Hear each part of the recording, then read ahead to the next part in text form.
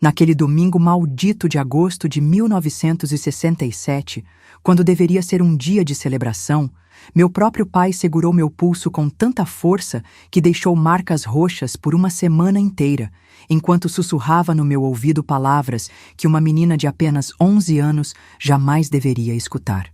Hoje você vai aprender o que as mulheres servem nesta casa, ele disse com o hálito fedendo a cachaça barata, enquanto meu irmão mais velho, Joaquim, trancava a porta do quarto e sorria daquele jeito que me dava calafrios desde pequena.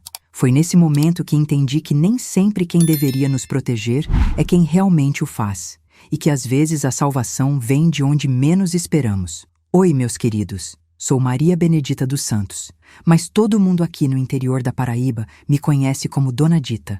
Tenho 82 anos completinhos, nasci lá em 1942, numa cidadezinha perdida no sertão, onde o sol queima a pele e a seca mata a esperança de muita gente. Boa!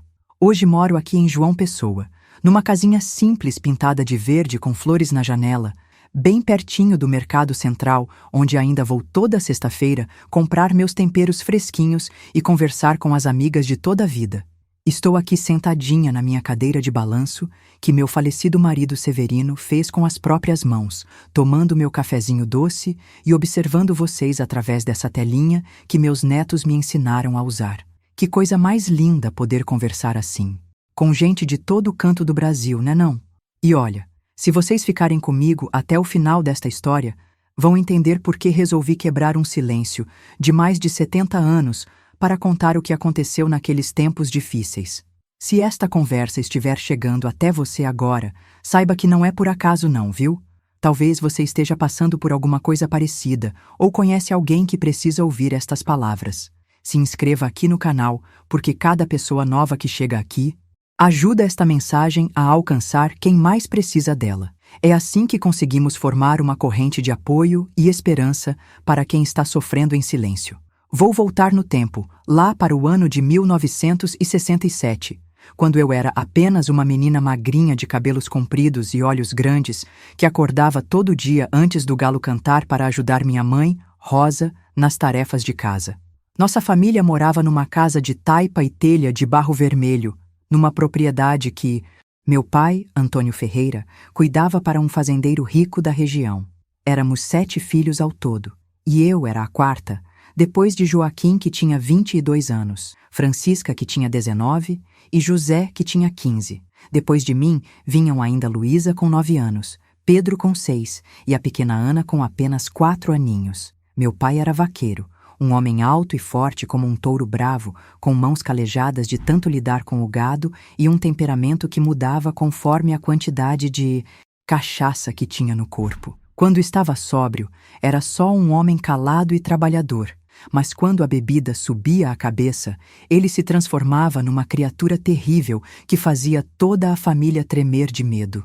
Minha mãe, coitadinha, era uma mulher pequena e delicada, sempre grávida ou amamentando, que passava os dias tecendo redes de dormir e cuidando da nossa criançada toda.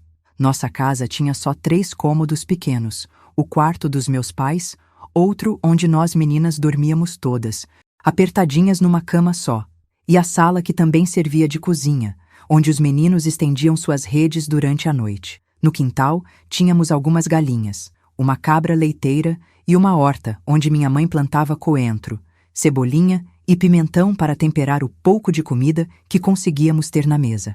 A vida no sertão naqueles anos era dura que só vendo, meus queridos. Não tinha energia elétrica, não tinha água encanada, não tinha nada dessas facilidades que vocês conhecem hoje.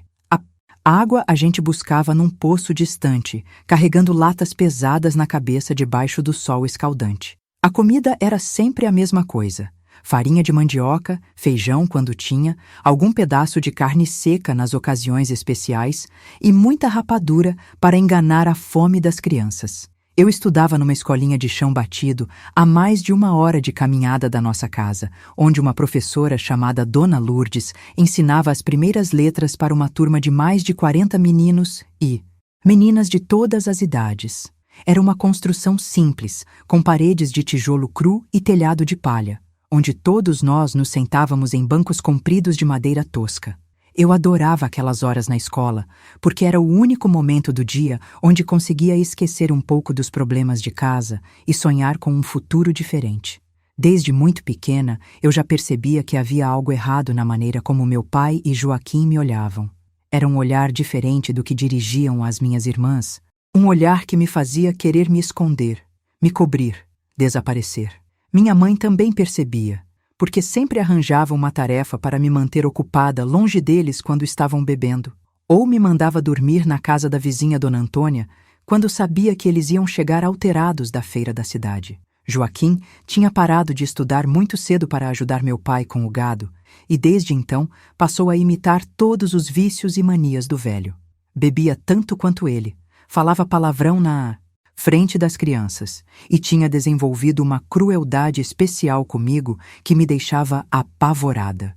Ele gostava de me encurralar nos cantos escuros da casa quando ninguém estava vendo, de fazer comentários sobre como eu estava ficando mocinha, de tocar no meu braço ou no meu ombro de um jeito que me dava nojo e medo ao mesmo tempo.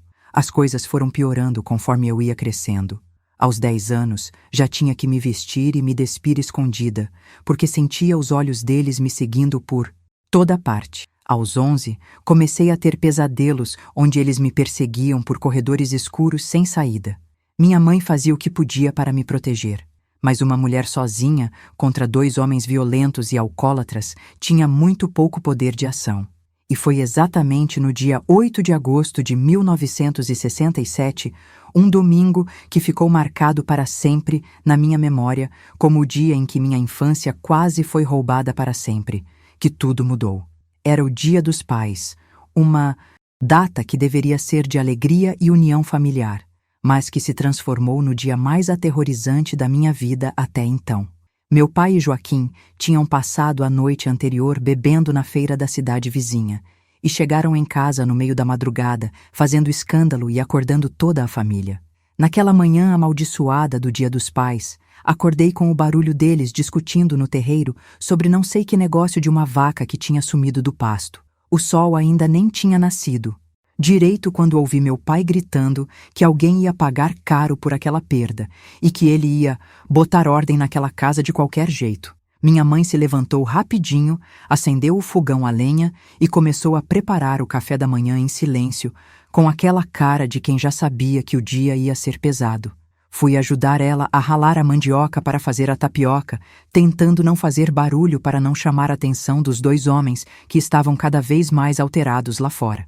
Minha irmã, Francisca, tinha ido passar o fim de semana na casa da comadre dela, José tinha saído cedo para levar as cabras ao pasto e as crianças menores ainda dormiam nas suas redes. Era só eu, minha mãe e aqueles 2 demônios que pareciam estar tramando alguma coisa terrível. Quando o café ficou pronto, minha mãe me mandou chamar eles para comer. Lembro que tremia das pernas enquanto caminhava até o terreiro, porque o jeito que eles pararam de conversar quando me viram chegando me deu um arrepio na espinha que nunca vou esquecer. O café tá pronto, falei baixinho, sem olhar nos olhos de nenhum dos 2. Joaquim se levantou devagar, limpou a mão suja na camisa e disse: "Hoje é dia especial, né, pai? Dia de ganhar presente das filhas." A risada que ele deu depois dessas palavras foi a coisa mais assombrada que já escutei na vida. Durante o café da manhã, eles ficaram fazendo comentários estranhos sobre como eu estava crescendo, sobre como estava ficando interessante. E minha mãe tentava mudar de assunto falando do tempo, da colheita, de qualquer coisa que pudesse desviar a atenção deles de mim. Mas era como tentar tapar o sol com a peneira. Eu comia sem conseguir engolir direito, sentindo aqueles olhos grudados em mim como sanguessugas. Depois do café, minha mãe inventou que precisava ir até a casa de Dona Antônia buscar uns ovos emprestados e me levou junto. No caminho, ela segurou minha mão com força e disse baixinho: "Minha filha, hoje você fica lá com Dona Antônia até eu voltar buscar, viu? Não importa o que aconteça, você não volta para casa sozinha." Eu perguntei por quê, mas ela só balançou a cabeça e repetiu: "Promete que não volta sozinha." Prometi, sem entender direito o que estava acontecendo, mas sentindo aquele frio na barriga que a gente sente quando sabe que algo muito ruim está por vir. E se essa mensagem está tocando seu coração até agora, Se você está sentindo que precisa apoiar para que ela chegue em mais pessoas que estão passando pelo mesmo sofrimento, clique em Valeu demais aqui embaixo. É assim que conseguimos espalhar essa luz para quem mais precisa, e cada gesto de apoio faz toda a diferença nessa missão de quebrar silêncios e salvar vidas. Passamos a manhã toda na casa de Dona Antônia, uma senhora bondosa que criava porcos e vendia linguiça na feira. Ela me botou para ajudar a alimentar os bichos e me deu um pedaço de rapadura para chupar, mas eu não conseguia me concentrar em nada. Ficava olhando na direção da nossa casa, vendo a fumaça que saía da chaminé e me perguntando o que minha mãe estava conversando com meu pai e Joaquim. Alguma coisa me dizia que ela estava tentando me proteger de alguma coisa terrível, mas eu era nova demais para entender exatamente do que. Foi quando o sol já estava alto, deviam ser umas 11 horas da manhã, que vi minha mãe correndo na nossa direção. Ela vinha ofegante, com o rosto vermelho de tanto correr debaixo do sol quente. E quando chegou perto de nós, estava quase sem fôlego. Dona Antônia, ela disse entre as respirações difíceis, a senhora pode ficar com a Dita até mais tarde? Eu preciso resolver umas coisas em casa e não quero que ela volte agora. Dona Antônia olhou bem nos olhos da minha mãe e deve ter visto alguma coisa ali, porque só acenou com a cabeça e disse, pode deixar, Rosa, a menina fica aqui o tempo que precisar. Minha mãe se abaixou na minha altura, segurou meu rosto com as duas mãos e disse, minha filha, você é a coisa mais preciosa que eu tenho nessa vida. Lembra sempre disso, viu? Não importa o que aconteça, você sempre vai ser minha menina especial. Ela me deu um beijo na testa, se levantou e saiu correndo de volta para casa sem olhar para trás. Eu fiquei ali parada, sentindo que alguma coisa muito importante tinha acabado de acontecer, mas sem conseguir entender o que. Dona Antônia me botou para ajudar ela a fazer um doce de mamão, mas eu mal conseguia prestar atenção no que estava fazendo. Ficava olhando pela janela, vendo o movimento lá na nossa casa, tentando entender por que minha mãe estava tão nervosa. Era quando estávamos descascando o mamão que ouvimos os gritos. Eram gritos tão altos e desesperados que fizeram até os passarinhos saírem voando das árvores. Dona Antônia largou a faca na mesa e correu para a janela, e eu corri atrás dela. Lá de onde estávamos, dava para ver minha mãe no terreiro da nossa casa, gritando alguma coisa que não conseguíamos entender direito por causa da distância. Ela estava com os braços levantados, apontando para alguma coisa, e parecia estar brigando com alguém. Dona Antônia segurou meu braço e disse, você fica aqui dentro, menina. Não sai de jeito nenhum, está ouvindo? Ela saiu correndo na direção da nossa casa e eu fiquei sozinha, tremendo de medo e sem entender nada do que estava acontecendo. Foi a meia hora mais longa da minha vida. Eu ficava andando, de um lado para o outro na casa de Dona Antônia, olhando pela janela, tentando ver alguma coisa, tentando entender por que minha mãe estava gritando daquele jeito. Os gritos tinham parado, mas isso só me deixava mais nervosa ainda. Será que tinha acontecido alguma coisa ruim com ela? Será que meu pai tinha feito alguma maldade? Minha cabeça de menina de 11 anos não conseguia processar todas aquelas informações estranhas. Quando Dona Antônia voltou, ela estava acompanhada de mais duas vizinhas, Dona Socorro e Dona Luzia. E todas elas tinham cara de quem tinha visto alguma coisa muito séria. Elas entraram na casa falando baixinho entre si, e quando me viram ali, plantada no meio da sala, pararam de conversar na mesma hora. Dita, disse Dona Antônia com uma voz mais suave que o normal, sua mãe mandou avisar que você vai dormir aqui hoje. Amanhã cedo ela vem buscar você. Eu perguntei por quê. Perguntei se tinha acontecido alguma coisa ruim. Perguntei se podia ir pelo menos buscar minha boneca de pano que tinha esquecido em casa. Mas as três senhoras só se entreolharam e Dona Socorro disse, menina, às vezes as coisas ficam complicadas entre os adultos. E é melhor as crianças ficarem longe até tudo se acalmar. Sua mãe está cuidando de tudo e amanhã você volta para casa.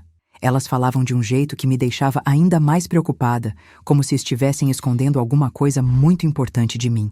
Naquela noite, deitada num colchão de palha no chão da casa de Dona Antônia, eu ficava acordada ouvindo os barulhos da noite e tentando imaginar o que tinha acontecido lá em casa. Será que meu pai e Joaquim tinham brigado com minha mãe? Será que eles tinham feito alguma coisa ruim com meus irmãos menores? Minha cabeça não parava de inventar as piores possibilidades, e eu chorava baixinho no escuro, com medo de não ver mais minha família. Antônia. Era minha mãe conversando baixinho com ela, e pelo tom da conversa, parecia que estavam falando de coisas muito sérias. Me levantei devagarinho e fui até a porta, tentando escutar o que elas estavam dizendo. Mas quando me viram acordada, pararam de conversar na mesma hora. Minha mãe veio até mim, me abraçou apertado e disse: "Bom dia, minha filha. Dormiu bem?" Mas eu podia ver nos olhos dela que alguma coisa tinha mudado. Tinha uma tristeza ali que não existia antes, misturada com uma determinação que eu nunca tinha visto. "Mãe, posso voltar para casa agora?" Perguntei, ansiosa para ver meus irmãos menores e entender o que tinha acontecido no dia anterior. Ela trocou um olhar com Dona Antônia antes de responder. "Dita, a gente precisa conversar sobre uma coisa importante. Senta aqui do meu lado." O jeito que ela falou me deu aquele mesmo frio na barriga de sempre, aquele pressentimento de que algo terrível estava para ser revelado. Ela segurou minhas mãos e começou a falar devagar, escolhendo cada palavra com cuidado. "Minha filha, ontem, depois que você saiu de casa, seu pai e Joaquim fizeram uma coisa muito feia, uma coisa que pai e irmão não podem fazer com uma menina. Eles estavam planejando te machucar de um jeito que não posso nem explicar direito para uma criança da sua idade." As lágrimas começaram a escorrer pelo rosto dela enquanto falava, e eu senti meu coração disparar dentro do peito. Mas eu gritei tanto, fiz tanto escândalo, que os vizinhos todos vieram ver o que estava acontecendo. Quando eles perceberam que todo mundo estava sabendo da maldade que queriam fazer, ficaram com vergonha e pararam. "Mas agora eu sei que não é mais seguro você ficar lá em casa com eles. Não posso correr o risco de eles tentarem de novo." A voz dela estava tremendo, e eu comecei a entender aos poucos a gravidade do que ela estava me contando. "O que a gente vai fazer então, mãe?" perguntei, sentindo as lágrimas começarem a escorrer pelo meu rosto também. "A gente vai embora daqui, minha filha. Hoje mesmo. Eu, você e seus irmãos menores. Vamos para Recife, para a casa da minha irmã Josefa. Lá a gente recomeça a vida, longe desses dois demônios que não merecem nem ser chamados de família." A notícia me deixou zonza. Ir embora, deixar para trás tudo que eu conhecia, e meu pai e Joaquim, e a escolinha onde eu estudava, e Dona Lourdes, que sempre dizia que eu era uma das alunas mais espertas da turma, e Francisca, e José, perguntei, lembrando dos meus irmãos mais velhos. Francisca já está casada e tem a vida dela. José é grande o suficiente para se cuidar, e ele vai ficar para ajudar seu pai com o gado. Mas você, Luísa, Pedro e Ana vão comigo. Não posso deixar nenhum de vocês aqui correndo perigo." Dona Antônia, que tinha ficado em silêncio durante toda a conversa, se aproximou e disse: "Rosa, você tem certeza de que é isso mesmo que quer fazer? Recife é longe, é caro, e vocês não conhecem ninguém lá além da sua irmã." Minha mãe olhou para ela com uma determinação que nunca tinha visto antes e respondeu: "Dona Antônia, se eu não fizer isso agora, se eu deixar minha filha aqui, eles vão tentar de novo, e da próxima vez eu posso não conseguir impedir. Prefiro passar fome em Recife do que ver minha menina ser destroçada por esses dois desgraçados. E se você está acompanhando essa história até aqui, se está sentindo no coração que precisa apoiar para que essa mensagem chegue a outras pessoas que estão passando pela mesma situação, clique em Valeu Demais logo ali embaixo. Cada gesto de apoio ajuda a espalhar essa luz para quem mais precisa ouvir que é possível escapar, que é possível recomeçar. Sua ajuda faz toda a diferença. Voltamos para casa só para pegar algumas roupas e os poucos objetos de valor que tínhamos. Meu pai e Joaquim não estavam lá. Tinham saído cedo para procurar o gado no pasto distante. Minha mãe disse que era melhor assim, que não queria uma confusão na frente das crianças menores. Ela empacotou nossas poucas roupas numa trouxa de pano, pegou a lata onde guardava as moedas economizadas vendendo rede e juntou alguns mantimentos para a viagem. Luísa, Pedro e Ana ficaram confusos com toda aquela correria. "Por que a gente está arrumando as coisas, mãe?" perguntava Luísa, com seus 9 anos cheios de curiosidade. "A gente vai fazer uma viagem para conhecer a tia Josefa." Minha mãe respondia, tentando soar animada, mas eu podia perceber o tremor na voz dela. Pedro, com seus 6 anos, só queria saber se podia levar o peão de madeira que José tinha feito para ele. Ana, pequenininha, não entendia nada e só chorava porque sentia a tensão no ar. José chegou do pasto na hora que estávamos terminando de arrumar as coisas. Quando viu as trouxas prontas e nossa mãe com aquela cara de determinação, entendeu na mesma hora que alguma coisa séria estava acontecendo. Minha mãe explicou para ele tudo o que tinha acontecido e viu o rosto do meu irmão ficar vermelho de raiva. Mãe, eu devia ter percebido. Eu devia ter ficado de olho neles, ele disse cerrando os punhos. Não, meu filho, isso não é culpa sua. Você é apenas um menino. Não tinha como enfrentar 2 homens adultos. O importante é que agora vocês vão estar seguras. José quis ir conosco, mas minha mãe explicou que alguém precisava ficar para cuidar dos animais e da propriedade. Senão o fazendeiro ia ficar furioso e podia expulsar toda a família das terras. Além do mais, ela disse, você é homem, pode se defender. São as meninas que estão em perigo aqui. Ele prometeu que ia cuidar de tudo, que ia mandar notícias através de Dona Antônia e que se meu pai ou Joaquim perguntassem por nós, ia dizer que tínhamos ido visitar parentes e não sabia quando íamos voltar. A despedida foi das coisas mais difíceis que já vivi. José me abraçou forte e sussurrou no meu ouvido. Você estuda bastante lá em Recife, viu? Fique esperta e não deixa ninguém te fazer mal. Dona Antônia nos acompanhou até a estrada, onde passava o caminhão que levava passageiros para a cidade grande, e ficou acenando até a gente sumir de vista. Eu olhava pela janela do caminhão, vendo minha terra natal ficar cada vez mais pequena, sabendo que talvez nunca mais voltasse a ver aquelas paisagens. A viagem para Recife durou 2 dias inteiros. Pegamos 3 caminhões diferentes. Dormimos numa pensão barata numa cidade do caminho. Comemos farinha com rapadura para economizar dinheiro. E chegamos na capital pernambucana completamente exaustas. Recife era um mundo completamente diferente de tudo que eu conhecia. Prédios altos, carros buzinando, gente para todo lado, barulho constante. Eu me sentia como um passarinho que tinha sido tirado da sua árvore e jogado numa gaiola cheia de bichos desconhecidos. A tia Josefa morava num bairro chamado Afogados, numa casa pequena de tijolo que dividia com o marido dela, tio Manuel, e os 3 filhos. Quando chegamos na porta, ela ficou surpresa de nos ver, mas nos recebeu de braços abertos. Minha mãe contou para ela toda a história, e vi a cara da tia Josefa se transformar de surpresa em horror, depois em indignação. Meu Deus do céu, Rosa, que tipo de monstro esse Antônio virou? E o Joaquim seguindo os passos do pai? Claro que vocês ficam aqui. A gente se aperta, mas ninguém vai passar necessidade. Naquela primeira noite em Recife, deitada num colchão no chão da sala, ouvindo os barulhos estranhos da cidade grande, eu chorei baixinho pensando em tudo que tinha ficado para trás. Minha escolinha, Dona Lourdes, meus amiguinhos da turma, José, até mesmo a paisagem seca do sertão que eu conhecia como a palma da minha mão. Mas, ao mesmo tempo, sentia um alívio profundo de estar longe daqueles 2 homens que tinham transformado minha casa num lugar de terror. Minha mãe veio deitar do meu lado e me abraçou por trás. Vai dar tudo certo, minha filha. Ela sussurrou no escuro. A gente vai construir uma vida nova aqui. Uma vida onde você pode crescer em paz, sem medo. E naquele momento, ouvindo a respiração tranquila dos meus irmãos menores dormindo ao nosso lado, senti que talvez, só talvez, o pior já tivesse passado.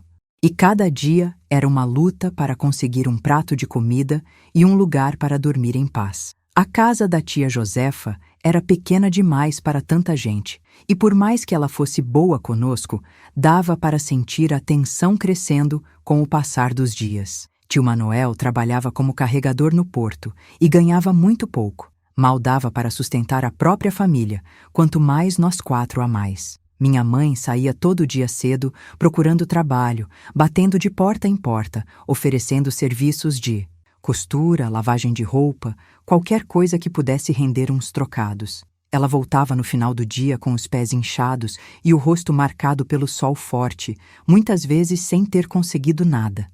Aqui na cidade grande as pessoas não confiam em quem não conhecem, ela dizia, desanimada.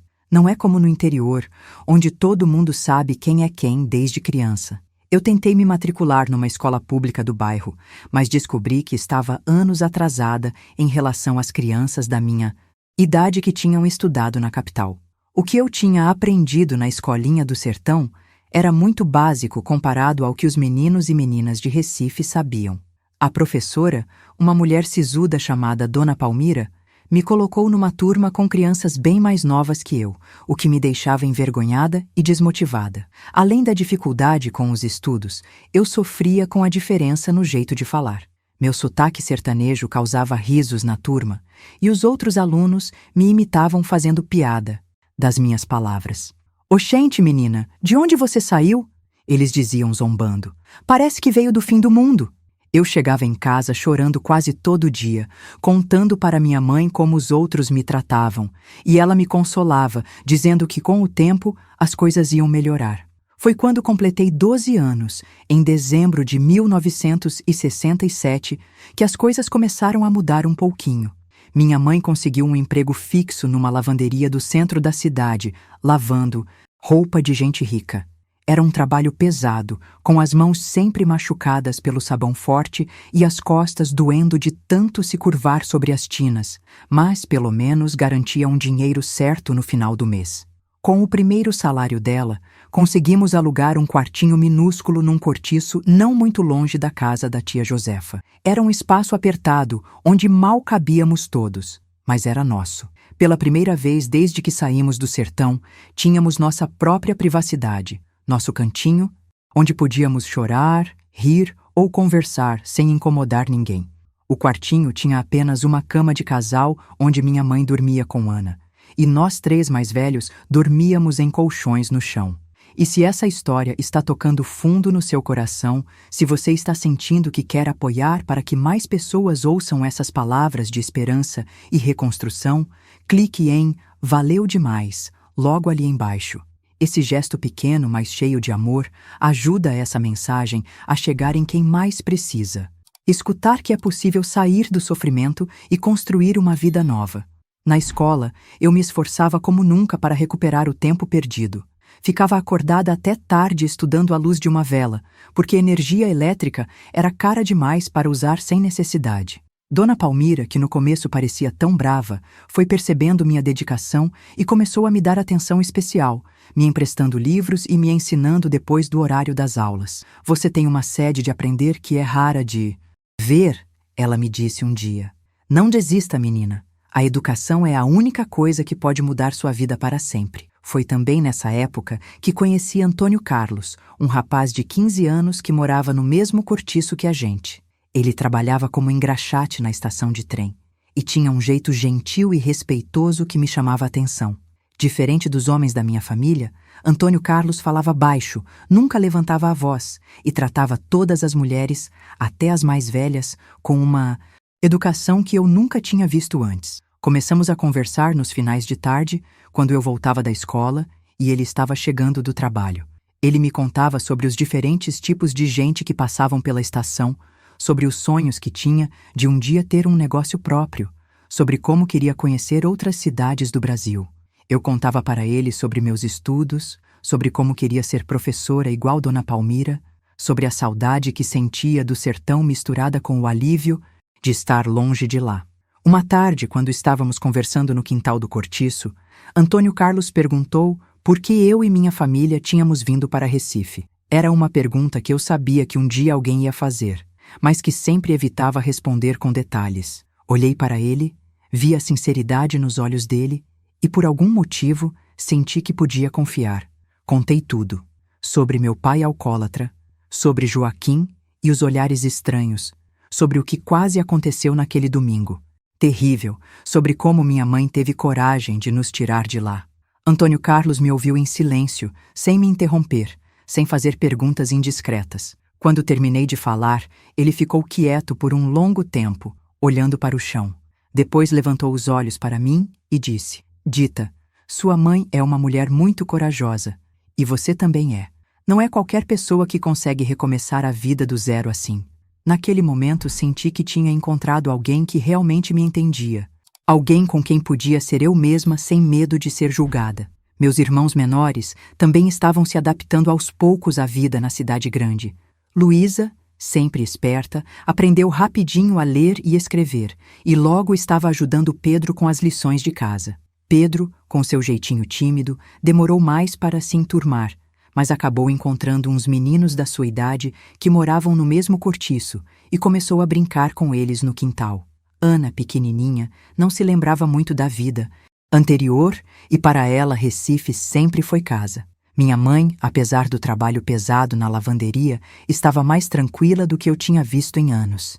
À noite, quando chegava em casa cansada, mas aliviada por estar longe do perigo, ela se sentava conosco para jantar nossa farinha com feijão e contava sobre as senhoras ricas para quem lavava a roupa. Hoje, uma delas me deu um vestido que não servia mais nela. Ela dizia toda animada: "Vou reformar para você usar na escola, Dita. Vai ficar lindinho." Mas nem tudo eram flores na nossa nova vida. O dinheiro era sempre contado. A comida, às vezes, faltava, e havia dias em que só tínhamos farinha com açúcar para enganar a fome. Minha mãe emagrecia cada vez mais, dando sua parte da comida para nós filhos, dizendo que não estava com fome quando na verdade estava se sacrificando para que não passássemos necessidade. Foi numa dessas épocas de maior dificuldade que chegou uma carta de José através de Dona Antônia. As notícias do sertão não eram boas. Meu pai tinha ficado furioso quando descobriu que tínhamos fugido e tinha espalhado mentiras sobre nós pela vizinhança toda, dizendo que minha mãe tinha enlouquecido e nos sequestrado. Joaquim continuava bebendo e fazendo besteira, e José estava tendo dificuldades para cuidar de tudo sozinho. Mas a parte mais preocupante da carta era o que José contava sobre as ameaças. Meu pai tinha descoberto através de não sei quem que estávamos em Recife e estava falando para todo mundo que um dia ia nos buscar de volta, na marra se fosse preciso. Ele fala que vai ensinar vocês a respeitar o pai, José escreveu. Fica de olho, mãe. Se ele resolver mesmo vir atrás de vocês, pode ser perigoso. A carta deixou minha mãe apavorada. Durante dias ela ficou olhando por cima do ombro, sobressaltando com qualquer barulho estranho, verificando se a porta estava bem trancada antes de dormir. Se aquele demônio aparecer aqui, ela dizia para mim: "A gente pega os meninos e sai correndo. Não importa para onde, mas não deixo ele botar a mão em vocês." A ameaça de meu pai nos encontrar pairava sobre nossas cabeças como uma nuvem escura, mas aos poucos fomos aprendendo a viver com esse medo. A vida tinha que continuar, eu tinha que estudar, minha mãe tinha que trabalhar, os pequenos tinham que crescer, e no fundo do coração, eu acreditava que se tínhamos conseguido escapar uma vez, conseguiríamos de novo se fosse preciso. 968 trouxe mudanças que eu nunca imaginei que fossem possíveis na nossa vida. Minha dedicação aos estudos estava dando frutos, e Dona Palmira conseguiu que eu pulasse uma série, me colocando numa turma mais adequada para minha idade. Era um alívio enorme não estar mais no meio de criancinhas pequenas, e finalmente comecei a fazer amizades verdadeiras com meninas da minha faixa etária. Uma dessas amigas era Conceição, uma menina negra e esperta que morava num bairro ainda mais pobre que o nosso, mas que tinha uma alegria contagiante e uma inteligência brilhante. Ela foi a primeira pessoa da minha idade para quem contei toda a nossa história, e em vez de me julgar ou sentir pena, ela me disse: "Dita, você e sua mãe são guerreiras. Eu conheço muita mulher que nunca teria coragem de fazer o que vocês fizeram." A amizade com Conceição me deu uma confiança que eu não sabia que podia ter. Minha mãe também estava prosperando no trabalho da lavanderia. Seu jeito cuidadoso de tratar as roupas e sua honestidade fizeram com que as patroas começassem a confiar nela para serviços mais delicados e melhor pagos. Uma delas, Dona Eulália, uma senhora viúva que morava num casarão no bairro dos Coelhos, se afeiçoou tanto à minha mãe que começou a dar para ela roupas usadas, restos de comida boa e até mesmo remédios quando alguém ficava doente. Foi através de Dona Eulália que minha mãe soube de uma oportunidade que mudaria nossas vidas para sempre. A senhora precisava de alguém para morar na casa dela e cuidar das tarefas domésticas, já que estava ficando muito idosa para fazer tudo sozinha. "Rosa", ela disse para minha mãe, Você é uma mulher de confiança e eu gostaria que você e seus filhos viessem morar aqui comigo. Tem 2 quartos nos fundos que ficam perfeitos para vocês e, além do salário, não precisariam mais pagar aluguel. A proposta parecia boa demais para ser verdade. Morar numa casa grande, com quartos separados, água encanada, energia elétrica sem limitação e ainda por cima sem pagar aluguel? Minha mãe ficou desconfiada no começo, pensando que devia ter alguma pegadinha escondida. Mas Dona Eulália era mesmo uma pessoa bondosa, que havia perdido os filhos numa epidemia anos antes e encontrou em nossa família uma forma de preencher o vazio da casa.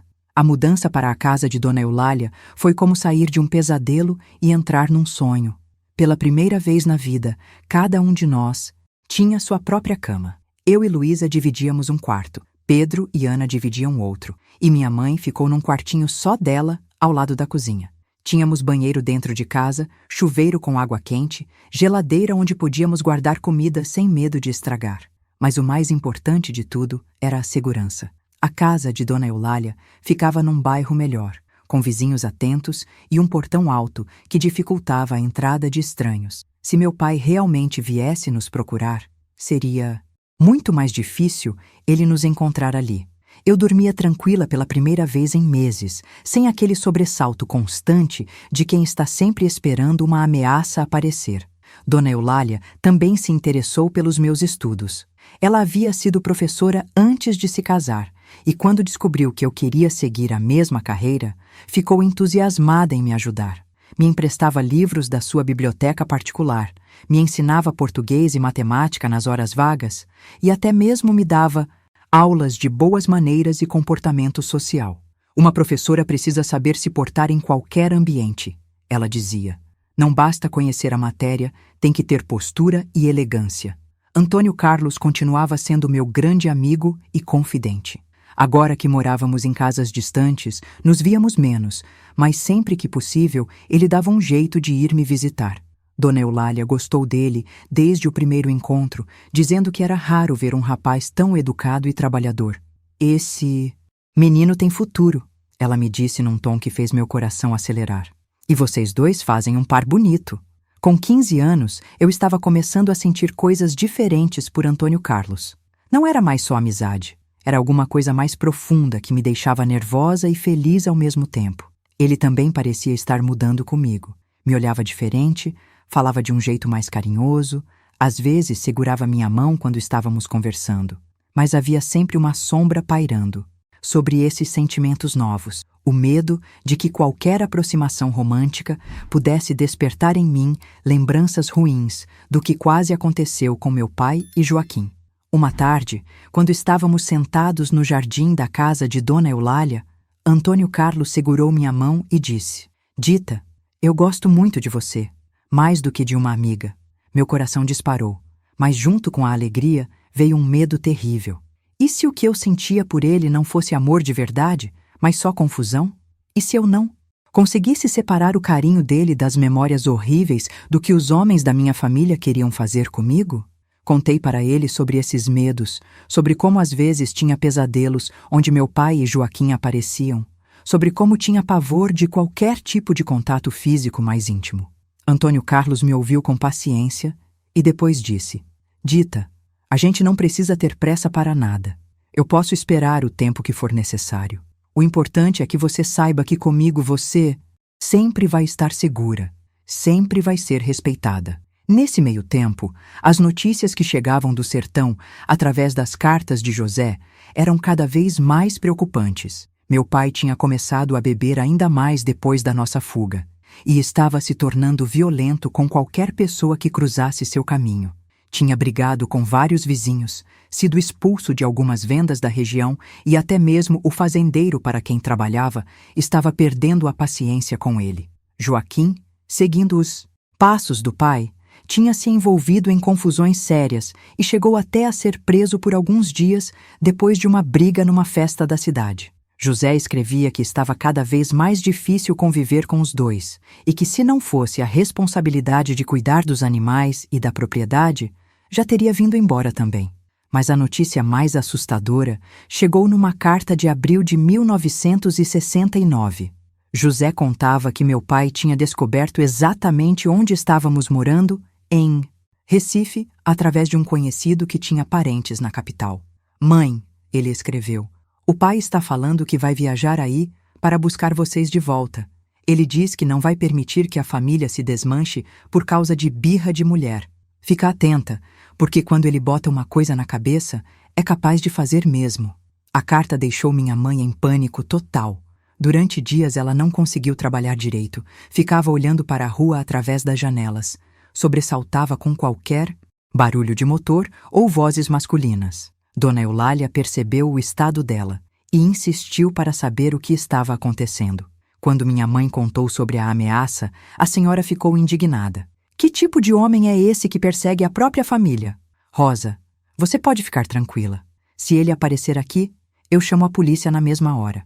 Mas eu sabia que minha mãe tinha razão para estar preocupada. Conhecia meu pai o suficiente para saber que quando ele decidia alguma coisa, principalmente quando estava bebendo, era capaz de qualquer loucura. A ideia de vê-lo novamente, de ter que enfrentar aqueles olhos que me olhavam de um jeito que um pai nunca deveria olhar para uma filha, me dava calafrios. Foi Antônio Carlos quem sugeriu uma solução que não tínhamos pensado. Por que vocês não mudam de nome nos documentos? Ele disse. Se ele vier procurar por Rosa Santos e Maria Benedita Santos e vocês estiverem registradas com outros nomes, vai ser muito mais difícil ele encontrar vocês. A ideia era arriscada e complicada, mas Dona Eulália conhecia pessoas que poderiam ajudar com a papelada necessária. Assim foi que nos tornamos Rosa Silva e Maria Benedita Silva, junto com Luísa, Pedro e Ana Silva. Não era legal, mas era nossa única proteção contra um homem que representava uma ameaça real às nossas vidas. Com os novos documentos, nos sentíamos mais seguras, mas o medo nunca desaparecia completamente. 69 foi marcado por uma tensão constante que pairava sobre nossa casa, como uma nuvem pesada antes da tempestade. Mesmo com os documentos novos e a proteção de Dona Eulália, eu acordava toda madrugada com pesadelos, onde meu pai aparecia na porta da nossa casa, bêbado e furioso, exigindo que voltássemos com ele para o sertão. Minha mãe também não dormia direito, e muitas vezes eu a encontrava de madrugada sentada na cozinha, tomando chá de erva cidreira e olhando fixamente para a porta da frente como se esperasse que alguém fosse arrombá-la a qualquer momento. Foi numa manhã quente de janeiro que o pior quase aconteceu. Eu estava voltando da feira com Luísa quando vi um homem alto e magro parado na esquina da nossa rua, observando as casas uma por uma. Mesmo de longe, mesmo depois de quase 2 anos sem vê-lo, reconheci imediatamente a postura curvada e o jeito nervoso de mexer nas mãos que eram característicos do meu pai. Meu sangue gelou nas veias e, por um momento, não consegui nem me mexer. Luísa, sussurrei para minha irmã, entra na casa do seu Manuel ali da esquina e fala para ele chamar Dona Eulália. Diz que é urgente. Luísa, sempre esperta, percebeu pelo meu tom de voz que alguma coisa muito séria estava acontecendo e correu para fazer o que eu tinha pedido. Eu fiquei escondida atrás de uma árvore, observando meu pai de longe, tentando entender se ele tinha nos visto ou se ainda estava apenas procurando. O coração batia tão forte no meu peito que eu achava que ele ia ouvir o barulho mesmo daquela distância. Meu pai caminhava devagar pela rua, parando em frente a cada casa, perguntando alguma coisa para as pessoas que passavam. Estava claramente procurando por nós, e pelo jeito cambaleante de andar, estava bêbado mesmo sendo ainda meio-dia. Dona Eulália chegou rapidamente, acompanhada de seu Manuel e mais 2 vizinhos. Quando contei para ela que o homem na esquina era meu pai, ela ficou pálida, mas manteve a calma. Vocês ficam aqui escondidas, ela disse com firmeza. Eu vou resolver isso. Vi ela se dirigir até onde meu pai estava, e embora não conseguisse ouvir a conversa, dava para perceber pelo gesticular dele que estava ficando irritado. Depois de alguns minutos que pareceram uma eternidade, vi meu pai balançar a cabeça negativamente e se afastar pela rua, caminhando na direção oposta à nossa casa. Dona Eulália voltou para onde estávamos escondidas e disse: ele estava perguntando por uma família Santos, mas eu disse que não conhecia ninguém com esse nome no bairro. Acho que ele acreditou, mas vocês não podem ficar aqui hoje. É melhor irem para a casa da minha irmã até termos certeza de que ele foi embora da cidade. Passamos 3 dias na casa da irmã de Dona Eulália, num bairro distante, sem saber se era seguro voltar. Foram os dias mais longos da minha vida, imaginando se meu pai tinha descoberto nossa farsa, se estava esperando escondido para nos pegar quando voltássemos. Minha mãe mal comia, mal falava, só rezava baixinho e segurava nossa mão com força, como se fosse nos proteger só com a força da vontade. Quando finalmente voltamos para casa, Dona Eulália nos contou que tinha pedido para os vizinhos ficarem de olho e ninguém tinha visto mais nenhum estranho rondando a região. Ele deve ter ido embora, ela disse, mas eu percebia na voz dela a mesma incerteza que todos nós sentíamos. A partir daquele dia, nossa rotina mudou. Eu e Luísa não podíamos mais sair sozinhas. Minha mãe mudou os horários de trabalho para evitar os caminhos que fazia antes, e todas as noites verificávamos várias vezes se portas e janelas estavam bem trancadas. E se você está sentindo que essa história está tocando seu coração, que quer apoiar para que ela chegue em mais pessoas que podem estar vivendo o mesmo medo e desespero, clique em Valeu Demais logo aí embaixo. Cada gesto de apoio fortalece essa corrente de esperança e ajuda a espalhar a mensagem de que é possível escapar, é possível recomeçar. Sua ajuda faz toda a diferença na vida de quem mais precisa ouvir isso. Foi nessa época de tanto medo e incerteza que Antônio Carlos se tornou ainda mais importante na minha vida. Ele vinha nos visitar quase todo dia, sempre atento aos arredores, sempre disposto a nos acompanhar quando precisávamos sair. Um dia, quando estávamos conversando no quintal da casa, ele segurou minha mão e disse: "Dita, eu não vou deixar nada de ruim acontecer com você. Se for preciso, a gente foge para bem longe, onde esse homem nunca vai conseguir encontrar vocês." A dedicação dele me comovia e ao mesmo tempo me assustava. Eu estava começando a perceber que meus sentimentos por Antônio Carlos eram muito mais profundos do que amizade, mas tinha medo de me entregar a essas emoções. E se amar alguém significasse me tornar vulnerável? E se confiar completamente em um homem fosse perigoso, mesmo ele sendo tão diferente do meu pai e do Joaquim? Uma noite, quando completei 16 anos, Antônio Carlos me pediu oficialmente em namoro. Estávamos sentados na varanda da casa, sob a luz fraca da lua, e ele falou com uma sinceridade que me deixou emocionada. "Dita, eu sei que você tem medo. Sei que os homens da sua família fizeram coisas terríveis que deixaram marcas. Mas eu quero que você saiba que comigo vai ser diferente. Eu vou te respeitar sempre, vou te proteger sempre. E só vamos fazer o que você quiser, no tempo que você quiser." Olhei nos olhos dele e vi uma honestidade que me tranquilizou. Aceitei o namoro, mas deixei claro que precisávamos ir devagar, que eu ainda tinha muito medo de qualquer tipo de intimidade física. Ele entendeu perfeitamente e me prometeu que nossa relação seria baseada no respeito e na paciência. Os primeiros meses de namoro foram doces e cuidadosos, com conversas longas, passeios inocentes e carinhos delicados que me ajudavam aos poucos a superar o trauma. Meus estudos também continuavam progredindo. Dona Eulália tinha conseguido uma bolsa parcial para eu estudar numa escola particular melhor, onde teria mais chances de passar no exame para a escola normal e me tornar professora. Era um sonho que parecia cada vez mais próximo de se realizar, especialmente com o apoio dela e o incentivo constante de Antônio Carlos. Mas a vida não para de nos testar, e em setembro daquele ano recebemos uma carta de José que mudaria tudo novamente. Nosso irmão escrevia que meu pai tinha morrido numa briga de bar, levou uma facada no peito durante uma discussão por causa de uma dívida de jogo. "Ele morreu como viveu", José escreveu, "violento e bêbado. Não senti pena dele, mãe. Depois de tudo que ele fez com vocês, só senti alívio." A notícia da morte do meu pai me causou sentimentos muito confusos. Por um lado, havia um alívio enorme de saber que nunca mais teria que me preocupar com ele aparecendo na nossa porta, que nunca mais teria que sentir aquele medo terrível de ser encontrada. Por outro lado, havia uma tristeza estranha, não por ele especificamente, mas pela ideia do pai que ele poderia ter sido e nunca foi. Minha mãe chorou muito naquele dia, mas não eram lágrimas de saudade. Eram lágrimas de alívio, de libertação, de toda a atenção acumulada durante anos sendo finalmente liberada. "Agora sim podemos viver em paz", ela disse, me abraçando forte. Agora sim vocês podem crescer sem medo. Joaquim, segundo a carta de José, tinha ficado completamente perdido depois da morte do pai. Sem a influência ruim dele, estava tentando se endireitar, tinha parado de beber tanto e estava até pensando em se casar com uma moça da região. Talvez ele ainda tenha salvação, José escreveu. Longe do pai, ele pode se tornar uma pessoa diferente. Com a morte do meu pai, senti como se um peso enorme tivesse saído dos meus ombros. Pela primeira vez em anos, podia caminhar pela rua sem olhar por cima, do ombro, podia dormir sem trancar a porta do quarto, podia fazer planos para o futuro sem me preocupar se seria seguro realizá-los. Era uma liberdade que eu tinha esquecido como se sentia.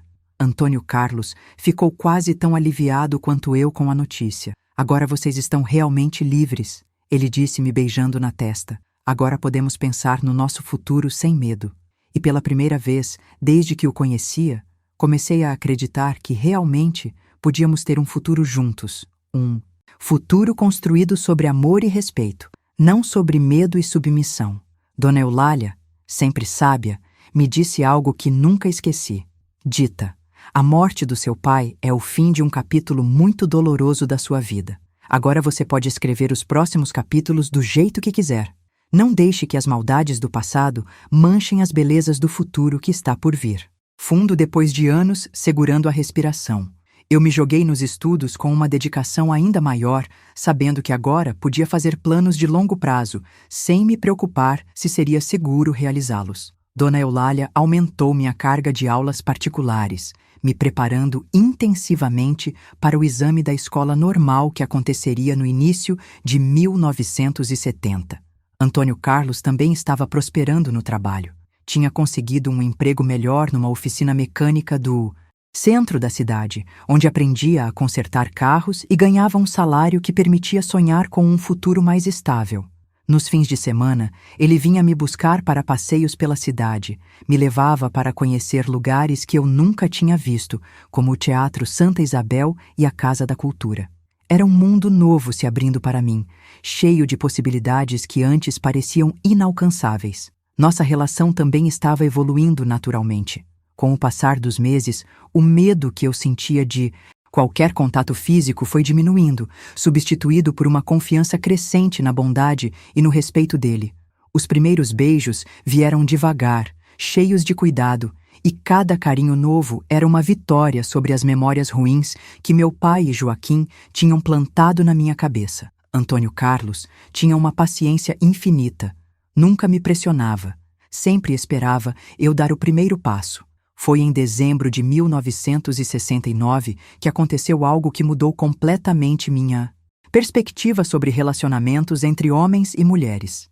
Estávamos num passeio pelo centro de Recife quando passamos por uma praça onde estava acontecendo uma manifestação de mulheres. Elas carregavam cartazes falando sobre direitos femininos, sobre violência doméstica, sobre a importância das mulheres terem voz na sociedade. Uma das mulheres que discursava contou uma história muito parecida com a minha, sobre como tinha fugido de um marido violento e construído uma vida nova para ela e os filhos. Nós não somos propriedade de homem nenhum, ela gritava para a multidão.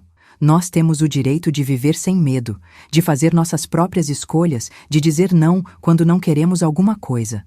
Aquelas palavras ecoaram dentro de mim como um sino tocando. Conversei sobre aquilo com Dona Eulália naquela mesma noite, e ela me contou que também tinha passado por dificuldades no casamento. Meu marido não era violento fisicamente, ela disse, mas era controlador, possessivo, achava que podia decidir tudo por mim. Foi só depois que ele morreu que descobri quem eu realmente era, o que realmente queria da vida. Ela me emprestou alguns livros sobre direitos das mulheres, sobre psicologia, sobre como superar traumas do passado. A leitura desses livros foi reveladora.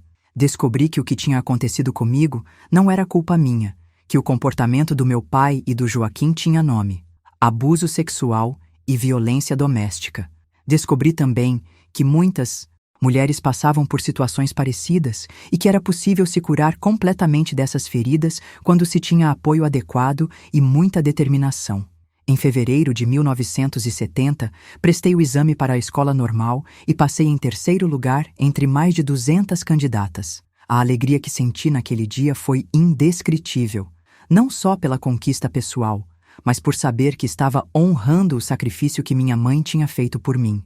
Quando cheguei em casa com a notícia, ela chorou de emoção e disse: "Minha filha, valeu a pena todo o sofrimento para chegar até aqui. Agora você vai poder ajudar outras crianças como nós fomos um dia." A escola normal era um mundo completamente novo. Estudávamos pedagogia, psicologia infantil, métodos de ensino, e eu absorvia cada informação como uma esponja seca absorve água. Pela primeira vez na vida, estava num ambiente onde ser inteligente e questionadora era valorizado, onde minha opinião importava, onde eu podia expressar minhas ideias sem medo de ser repreendida. Foi durante o segundo ano da escola normal que conheci professor Augusto, um homem já maduro, que dava aulas de psicologia e que se interessou pela minha história quando escrevi uma redação sobre violência doméstica. Ele me chamou após a aula e disse: "Benedita, você tem uma compreensão muito profunda desses assuntos. Já pensou em se especializar em ajudar crianças que passaram por traumas similares ao seu?" A ideia nunca tinha me ocorrido, mas fez sentido imediato. Quem melhor para ajudar uma criança abusada do que alguém que tinha passado pela mesma experiência e conseguido se curar? Professor Augusto me apresentou a literatura especializada sobre o assunto. Me ensinou técnicas básicas de como identificar sinais de abuso em crianças e me incentivou a pensar numa carreira que fosse além de apenas ensinar matemática e português. Minha relação com Antônio Carlos também estava chegando num ponto de definição. Estávamos namorando há mais de 2 anos. Eu já tinha 18 anos e ele começou a falar sobre casamento. A princípio, a ideia me assustava. Não porque não amasse ele. Amava, sim, com toda a força do meu coração, mas porque ainda tinha medo de me tornar dependente de um homem, mesmo sendo ele tão bom quanto Antônio Carlos. Conversei sobre esses medos com Dona Eulália, que me deu um conselho que nunca esqueci. Dita: "Existe diferença entre se casar porque você ama alguém e quer dividir a vida com essa pessoa, e se casar porque acha que precisa de um homem para te sustentar e proteger. Você está estudando, vai ter sua profissão, sua independência. Se casar com o Antônio Carlos, vai ser por amor, não por necessidade. Isso faz toda a diferença." Tinha razão. Eu não era mais aquela menina assustada que tinha fugido do sertão. Era uma mulher jovem, estudada, com sonhos e ambições próprias. Se escolhesse me casar com Antônio Carlos, seria porque queria dividir minha vida com ele, não porque precisava que ele me salvasse de alguma coisa. Em junho de 1971, me formei professora com louvor e consegui um emprego numa escola pública do bairro da Torre. Meu primeiro salário foi uma das maiores alegrias da minha vida, não só pelo dinheiro em si, mas pelo que representava. Minha independência financeira completa, minha capacidade de me sustentar sozinha, minha prova definitiva de que tinha conseguido superar completamente o passado. Foi nessa época que Antônio Carlos fez o pedido oficial de casamento. Não foi nada romântico ou elaborado. Foi simples e direto como ele sempre foi. "Dita, você quer casar comigo? Quero construir uma família com você, baseada no respeito e no amor que a gente tem um pelo outro." Eu disse sim sem hesitar, porque sabia que nossa relação era sólida, baseada em valores verdadeiros. Nos casamos em dezembro de 1971, numa cerimônia pequena na igreja do bairro, com a presença de minha mãe, meus irmãos, Dona Eulália e alguns amigos próximos. José veio de longe para me acompanhar ao altar, já que era o homem mais velho da família e tinha assumido o papel de protetor que meu pai nunca soube desempenhar. Foi um dos dias mais felizes da minha vida, porque representava não só o início de uma nova fase, mas a prova definitiva de que era possível superar qualquer trauma e construir relacionamentos saudáveis baseados no amor verdadeiro. Nossa lua de mel foi simples. Alguns dias numa pensão na praia de Boa Viagem, onde finalmente pude me entregar completamente ao amor sem medo, sem culpa, sem lembranças ruins interferindo.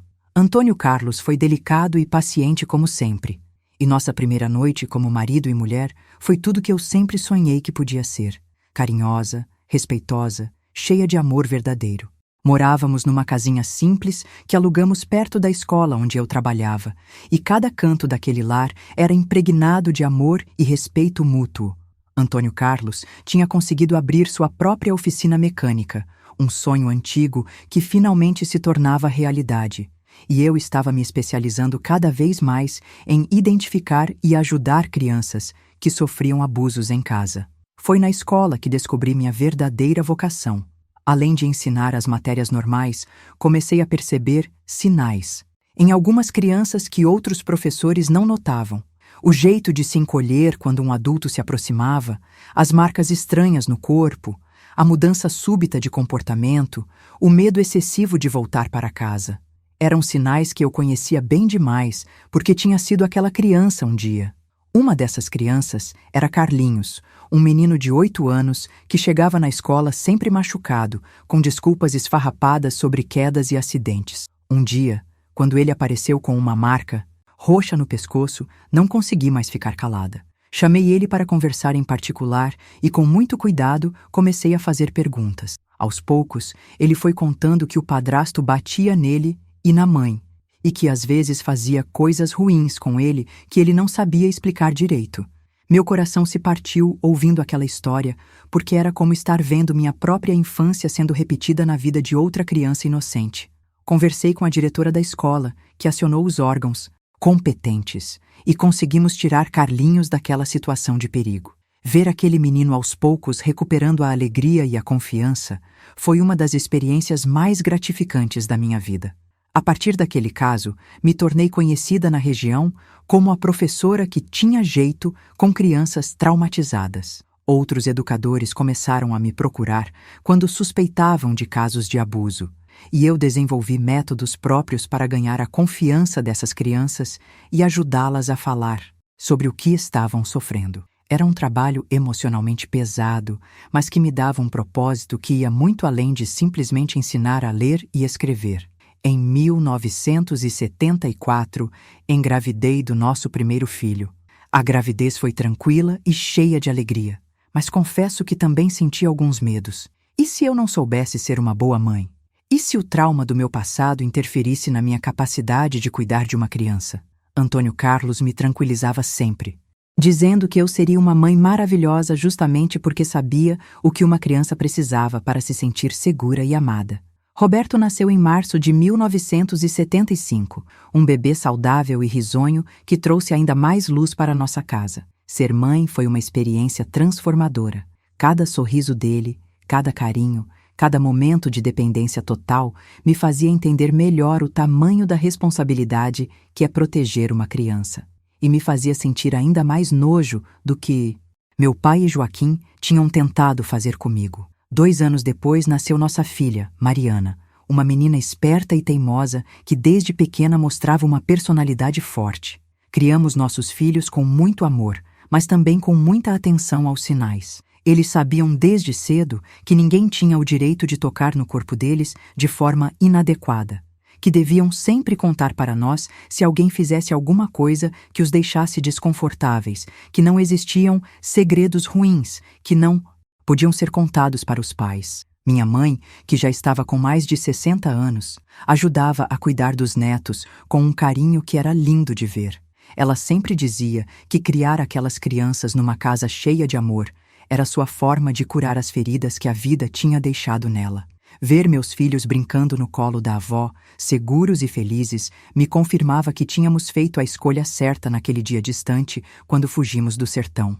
Pedro, Luísa e Ana também cresceram e seguiram seus próprios caminhos. Pedro se tornou mecânico como Antônio Carlos e abriu uma oficina em sociedade com ele.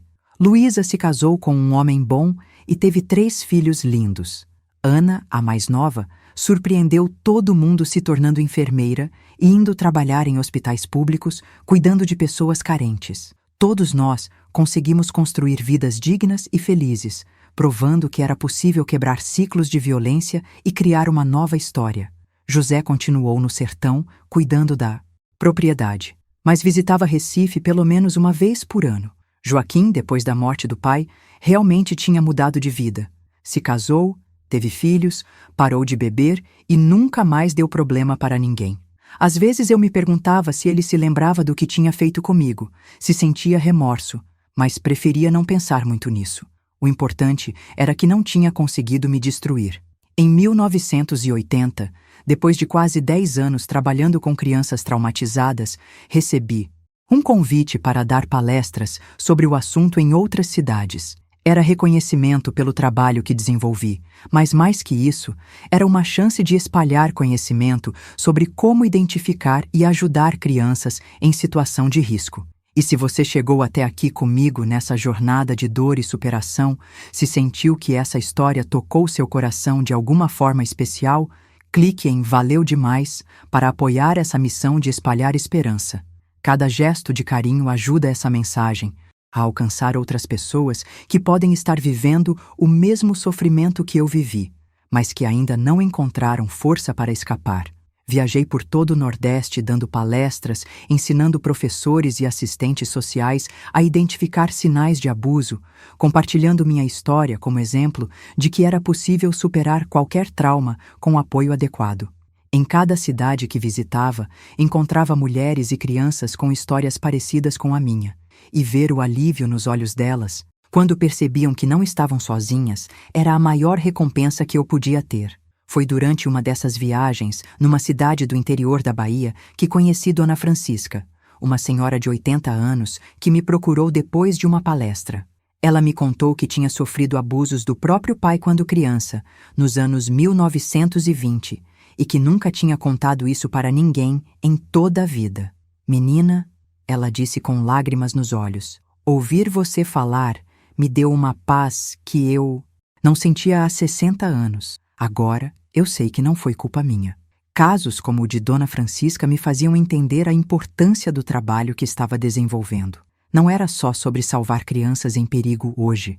Era sobre curar feridas antigas que ainda sangravam em mulheres idosas. Era sobre quebrar silêncios que duravam décadas. Era sobre dar nome e contexto a traumas que muitas pessoas carregavam sozinhas, sem entender direito o que tinha acontecido com elas. Antônio Carlos me apoiava em tudo, cuidava dos nossos filhos quando eu viajava, me incentivava a continuar o trabalho mesmo quando eu chegava em casa emocionalmente exausta.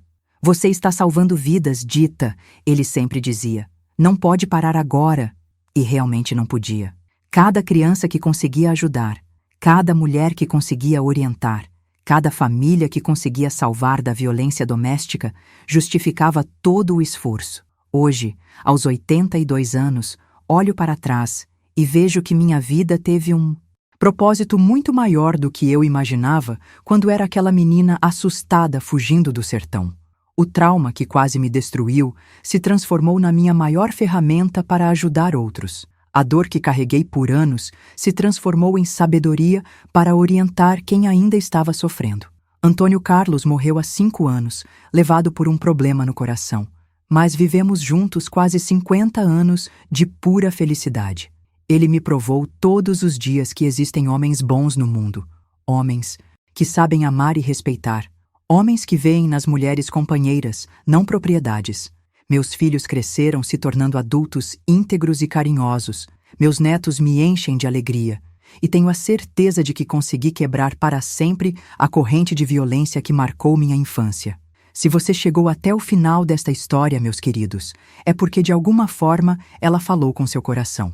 Se você ou alguém que conhece está passando por situação parecida, saiba que é possível escapar, é possível recomeçar, é possível ser feliz depois do trauma. Não tenham medo de pedir ajuda. Não se sintam culpados pelo que estão sofrendo. Não acreditem em quem diz que vocês merecem ser maltratados. Inscrevam-se neste canal para que mais pessoas possam ouvir estas palavras de esperança. Compartilhem esta história com quem vocês acham que precisa ouvir. E me contem nos comentários. O que vocês aprenderam com esta conversa? Qual parte tocou mais fundo no coração de vocês? Vamos criar uma rede de apoio e carinho, porque juntos somos mais fortes para enfrentar qualquer tempestade. Lembrem-se sempre, vocês não estão sozinhos, vocês merecem ser amados e respeitados, e sempre, sempre é possível recomeçar. Um abraço carinhoso desta velhinha que os ama e torce por vocês. Que Deus abençoe cada um que está me ouvindo agora.